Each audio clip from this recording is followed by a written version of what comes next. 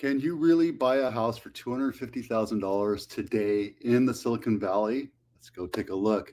We'll also talk about highs and lows and silly things that can mess up the sale of your house. Today, I'm actually in the Pacific Northwest.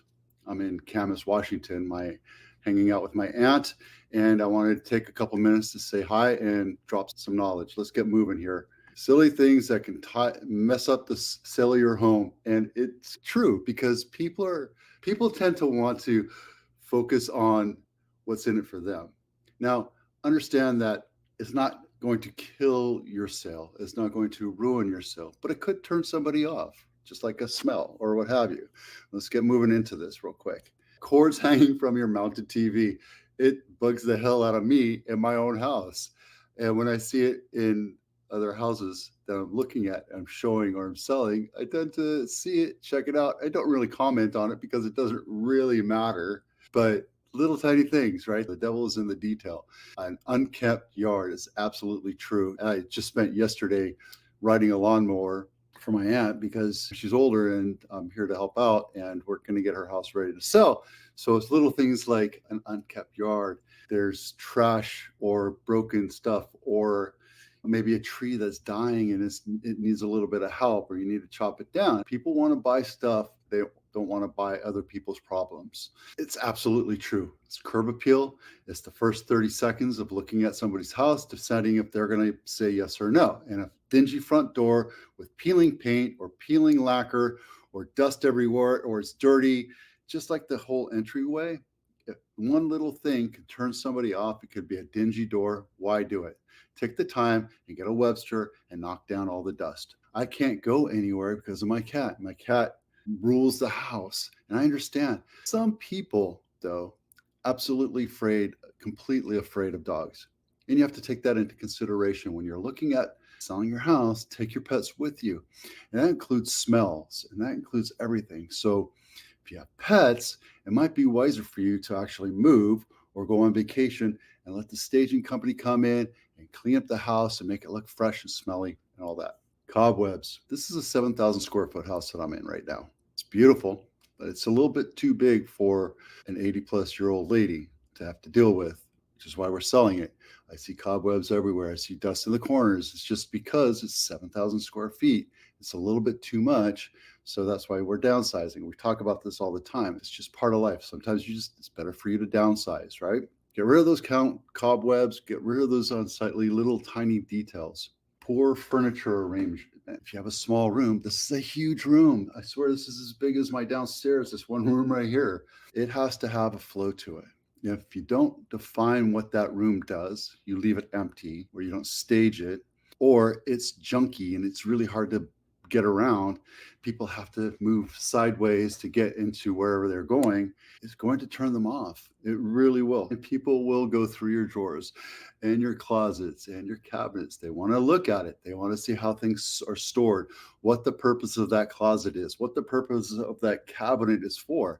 They want to know where it's going. It's not that they want to know what kind of clothes you wear. They just want to see how big the closet is. And that's their right to do that. So when you go to sell your house, pack up, get some of that stuff, throw it into a box, throw it away, or give it away.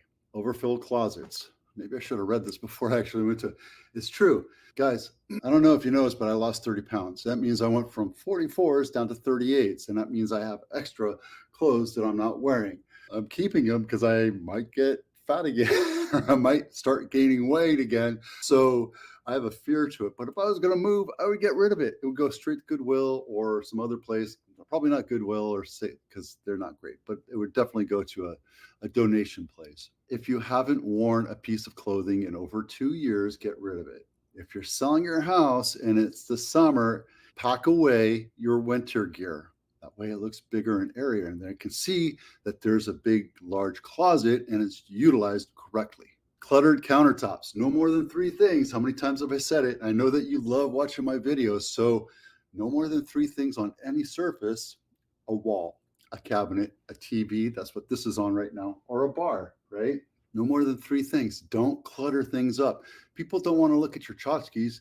They don't want to get overwhelmed by it. Let them see your house room by room and let them open it up and see what's going on. All right.